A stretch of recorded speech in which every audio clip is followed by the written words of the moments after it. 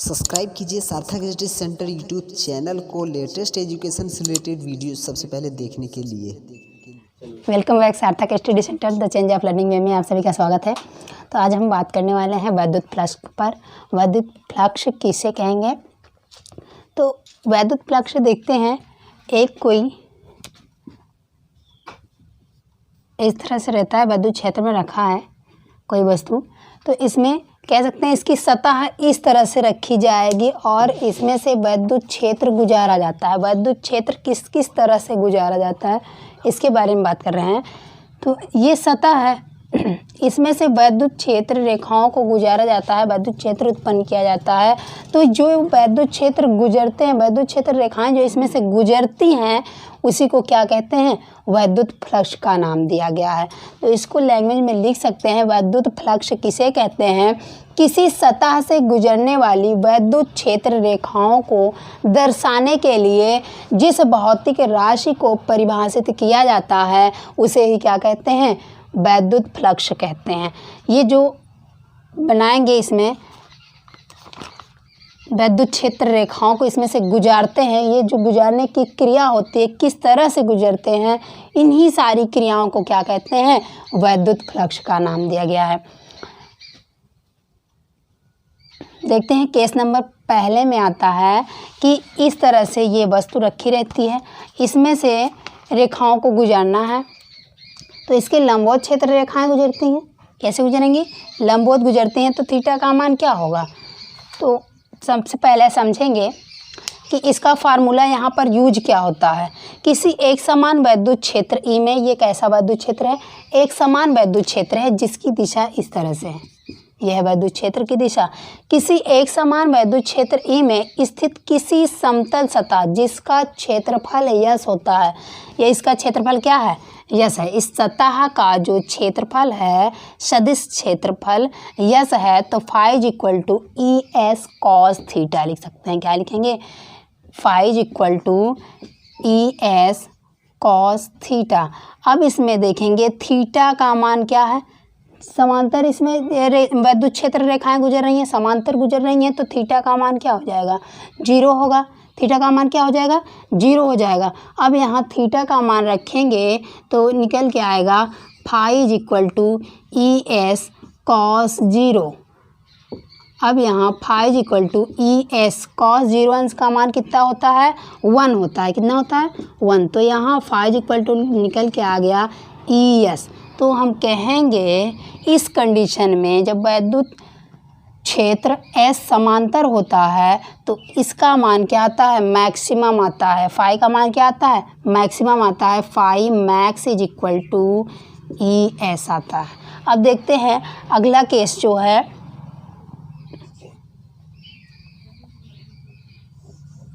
इस तरह से रख देते हैं वस्तु और वैद्युत क्षेत्र रेखाएं ये गुजारी जाती हैं समांतर, इसकी दिशा इस तरह से है।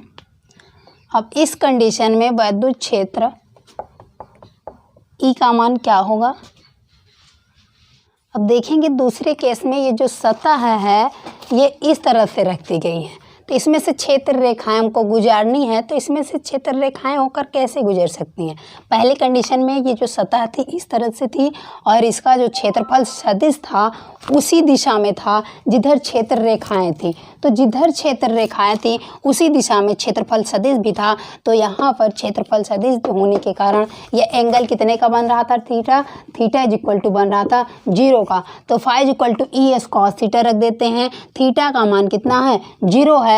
कॉस 0 अंश रख देते हैं, तो कॉस 0 अंश का मान 1 होता है। तो मल्टीप्लाई में कितना आ गया?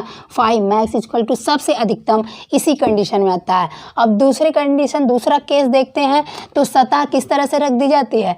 अब सतह इस तरह से रख दी जाती है, इसमें से वैद्युत क्षेत्र रेखाएं गुजारी जाती हैं, इसमें से क्षेत्र रेखाएं गुजारेंगे तो इसका क्षेत्रफल सदिश जो है लंबवत लगेगा। इसका क्षेत्रफल सदिश कैसा लगता है?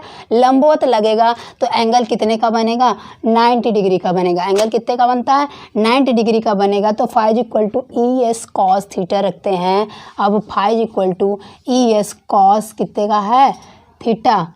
Theta is equal to 90 degree है तो यहाँ 90 डिग्री हो जाएगा। तो देखेंगे cos 90 अंश का मान कितना होता है, 0 होता है। तो phi is equal to E S is multiply by 0, तो हो जाएगा फाई इज इक्वल टू 0। तो सबसे कम मान किसका आता है, इस कंडीशन में आता है। अब देखेंगे थर्ड नंबर केस में इस तरह से थोड़ा सा तिरछा सतह रख दिया जाता है, थोड़ी सी तिरछी रख दी जाती है। अब इसमें से विद्युत क्षेत्र रेखाएं गुजारी जाती हैं, विद्युत क्षेत्र रेखाएं इस तरह से गुजारी जाएंगी। तो इसका जो एंगल बन के आएगा वो इस तरह से बनेगा, इसका एंगल यहाँ बनेगा। थीटा इज इक्वल टू कुछ भी हो सकता है, अभी ना लंबवत है ना समांतर, ना कह सकते हैं 0 डिग्री है और ना ही कह सकते हैं कि 90 डिग्री है। तो थीटा का मान कुछ भी हो सकता है। तो यहाँ पर हम मान रख सकते हैं क्या कि phi is equal to E S cos theta, इस तरह से ही लिख सकते हैं। जब ये मान क्लियर हो जाएगा, इस एंगल को हम नाप लेंगे, तब यहाँ पर मान रख के इसका मान निकाल सकते हैं। देखेंगे चौथे केस में जब कोई अनियमित सतह होती है, अनियमित सतह मीन्स इसका कोई आकार नहीं होता है, तो इसका कैसे सदिश निरूपण करते हैं। तो इसके लिए एक छोटा सा पार्ट ले लेते हैं, इसका कोई अल्पांश भाग ले लेते हैं। तो यहाँ से कोई अल्पांश भाग ले लेने के बाद इसमें देखते हैं क्षेत्रफल का जो क्षेत्रफल सदिश कार्य करता है वो ऊपर की ओर लंबवत कार्य करता है, और इसके क्षेत्र रेखाओं की दिशा क्या है, लंबवत, इस तरह समांतर है। समांतर क्षेत्रफल रेखाओं की दिशा है, और क्षेत्रफल का क्षेत्रफल सदिश लंबवत कार्य कर रहा है किसमें, अनियमित सतह में। तो इसका अल्प फ्लक्स हम लिख सकते हैं, अल्प flux d phi is equal to E d S cos theta. अब देखते हैं कहीं ए बी कॉस थीटा होता है तो इसको लिखा जाता है vector A dot vector B. तो हम इसको भी लिख सकते हैं इसी तरह से, d phi is equal to E vector dot d S. इसको इस तरह से लिख सकते हैं। अब यहाँ देखते हैं ये क्या है, एक पारित फ्लक्स है। कैसा फ्लक्स है ये, पारित फ्लक्स है।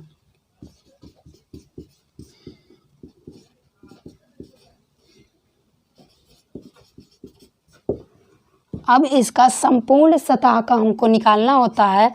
संपूर्ण सतह को निकालने के लिए क्या करना पड़ता है, इसका समाकलन करना होगा। तो समाकलन करना होता है, समाकलन का अर्थ होता है जोड़ना। तो इसको जोड़ने के लिए क्या करना पड़ेगा, हमको समाकलन करना पड़ेगा। तो इसको लिख सकते हैं phi total is equal to समाकलन डी फाई। तो इसका समाकलन करेंगे डी फाई का, तो डी फाई की वैल्यू क्या है यहाँ पर, ई डॉट डी एस। क्या है, ई डॉट डी एस। अब इसका समाकलन कर लेंगे तो जो वैल्यू आएगी किसकी होगी, अनियमित सतह की होती है।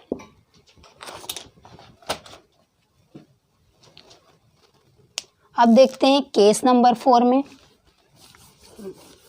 केस नंबर 5 में। केस नंबर 5 यह है कि जब कोई धन आवेश होता है तो धन आवेश में विद्युत क्षेत्र किधर होता है, इससे दूर जाता है। धन आवेश में विद्युत क्षेत्र इससे दूर जाता है, और ऋण आवेश में विद्युत क्षेत्र की दिशा क्या होती है, इसकी तरफ होती है। क्या होती है, इसकी तरफ होती है। तो लिख सकते हैं निर्गत फ्लक्स धनात्मक व आगत फ्लक्स को ऋणात्मक लिखा जाता है।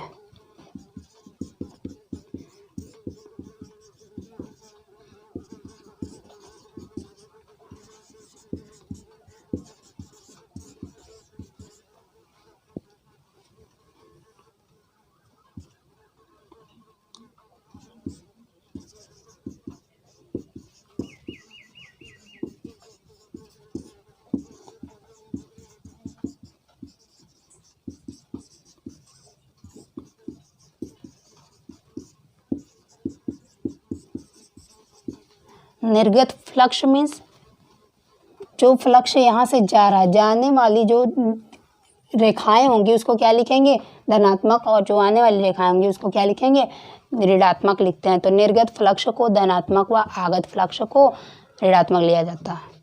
यह है आउटगोइंग, यह है इनकमिंग।